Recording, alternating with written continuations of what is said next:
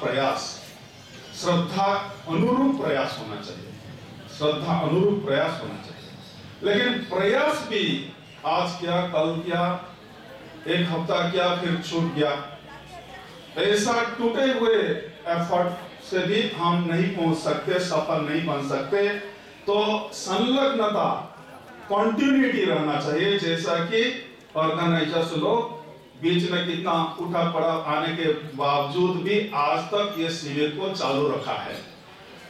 संलग्नता, गंगा की धारा जैसा अटूट गति में सागर की ओर, सागर मिलन के लिए छूट रहे हैं जैसा, और आखिर में सागर की स्वाद, सागर के संगम से अपना अस्तित्व खो देता और सागर बन जाता, ऐसा ही अपना श्रद्धा के आधार पर प्रयास, और प्रयास की संलग्नता, निरविच्छिन्न प्रयास होना चाहिए, तैलधारा प्रयास होना चाहिए। और अपना श्रद्धा बदलना भी नहीं चाहिए। बदलना अपना मन की स्वभाव है। मन की विक्षेप बदलता, किसी एक वस्तु में जहां स्वाद लगता, विषय की ओर, वस्तु की ओर मन का बहाव ये स्वाभाविक है। लेकिन किसी एक वस्तु में मन टिक जाता नहीं, रुक जाता नहीं, ये हमारे लिए एक आशीर्वाद है, ब्लेसिंग है। अर्थात विषय बदलता रहता, अर्थात विषय बदलता रहता के मतलब विक्षेप में चला जाता। लेकिन अपना विश्वास ऐसा नहीं बदलना चाहिए। आज गणेश जी के ऊपर आप श्रद्धा के 2-4 दिन, एक महीना, एक साल गणेश जी का जप शुरू अपनाए, फिर कुछ मिला नहीं, आप जो चाहते थे मिला नहीं, फिर इष्ट बदल दिए। नहीं, शिव जी को आशुतोष माना जाता, गणेश जी को छोड़ो। फिर इतने बड़े बड़े लड्डू कहां से लाए, खर्च करना पड़ता, रोज लड्डू खिलाओ, तो उनको तो खाली जल अभिषेक कर देने से हो जाता। आशुतोष बोलते जल्दी भी तृप्त हो जाते, शिव पूजा शुरू करने के, गणेश पूजा छोड़ देंगे। फिर भोले बाबा का प्रसन्नता होने में भी बहुत देर लग गया, उसी से भी आपका श्रद्धा टूट गया। फिर नहीं, देवी उपासना में जल्दी संतोष हो जाते, सिद्धि भी जल्दी मिलता, और शिव जी का उपासना छोड़कर देवी पूजा शुरू कर दी।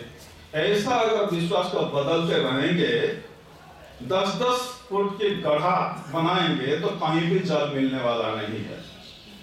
10 जगह में 10 गड्ढा होगा, और आखिर में वो गड्ढा अपना पतन का कारण भी बनेगा।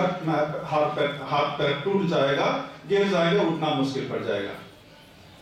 तो एक जगह में लगन से अगर लगे रहेंगे तो जरूर पानी मिलेगा। लगन से, संलग्नता इसलिए जरूरी है। और कोई भी अच्छे काम श्रेयान से बहुविज्ञानी, श्रेय मार्ग अपना लेते, अगर सांसारिक स्वाद मिलने के लिए भी आपको कुछ छोड़ना पड़ता, कुछ त्याग करना पड़ता, कुछ नियम को ही अपना के हम सांसारिक स्वाद को अपना सकते, तो परमात्मा के स्वाद अपनाने के लिए हम त्याग के लिए क्यों तैयार नहीं? तो उसी के लिए भी हमको जो उठा चढ़ा, जो भी प्रॉब्लम, जो भी समस्या के सामना करना होता, उसी में हमको बीच में इतने सारे प्रॉब्लम क्यों झेलेगा बोल के छोड़ देना नहीं है। तो उसी लिए एक विशेष गुण को अपनाना होगा, और वो विशेष गुण, भगवान मेरा ये समस्या दूर कर दीजिए, ये रोग हो गया, ये प्रॉब्लम आ गया, ये प्रॉब्लम दूर कर दीजिए, वो तो सर्वसमर्थ है। आप ऐसा प्रार्थना करेंगे तो वो प्रॉब्लम कुछ दिन रहा तो कुछ दिन के बाद खत्म हो जाएगा, even this will pass away, वो खत्म हो जाएगा। लेकिन दूसरी प्रॉब्लम भी खड़ा हो सकता। इसीलिए भगवान को अगर आप कोई सत्संग से कोई अच्छा संदेश आपको मिला है, गुरुदेव हमको जो सूत्र बताया है, अगर सर्वसमर्थ भगवान को कुछ मांगना है अपना जीवन को सफल बनाने के लिए, तो मेरा ये प्रॉब्लम निकाल दो, मेरे छोटा टूटी फूटी झुपड़िया है इसको महल में बदल दो, मुझे ऐसा गाड़ी दे दो, ऐसा सब नहीं मांग के, मांगना है तो एक बात मांग लो, एक बार मांग लो।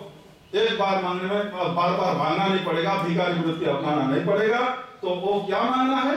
पेशेंस, धीरज, मुझे धीरज दो। ये सारे प्रॉब्लम आना स्वाभाविक है, तो प्रॉब्लम से मेरा लगन से कोई ब्रेक ना हो जाए, मेरा इष्ट निष्ठा में कोई कमी ना आ जाए, तो इसी को सामना करने के लिए मुझे शक्ति दो, मुझे धीरज दो, मुझे समझ दो।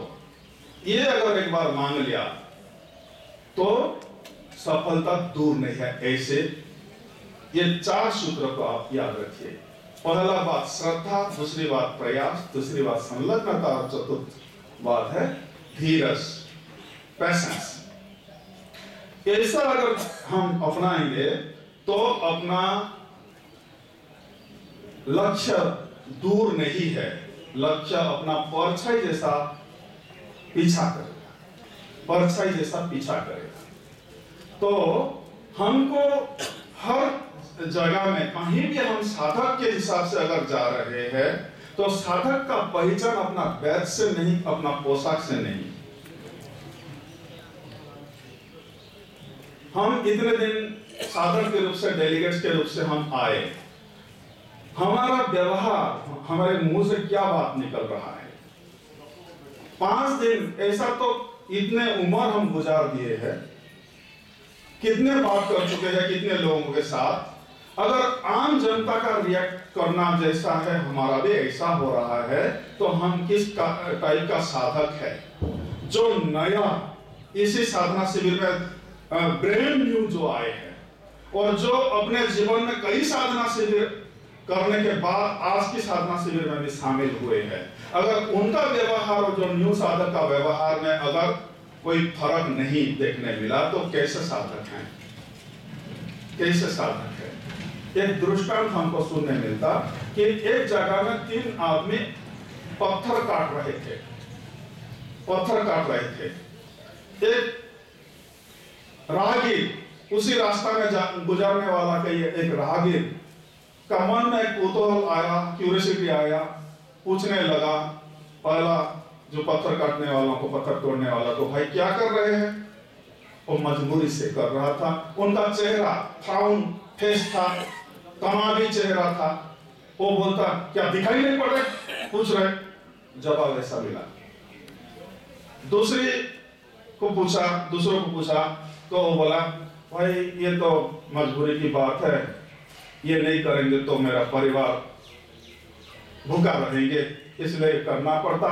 अपना मजबूरी की बात बताया, लेकिन उससे थोड़ा बेटर लगा। लेकिन तीसरा जो साधक था, इतना दत्त चित्त और प्रसन्नता के साथ वो लगन से लगे हैं अपने काम में, उनके पास से राहगीर पहुंच भी गया, कभी उनको पता नहीं चला।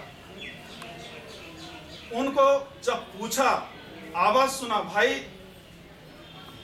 जब सिर उठा के देखता तो कोई उनके सामने खड़ा। वो पूछा आप क्या कर रहे हैं? वो प्रेम से उनको बताते हैं जो भी उनके सामने आ रहे हैं प्रभु ही, प्रभु के बिना इच्छा से सूखी पत्ता तक हिलता नहीं। ये विश्वास के साथ जो भी कर्म कर रहे हैं और भगवान का पूजा के भाव के साथ वो कर्म को अपनाया है।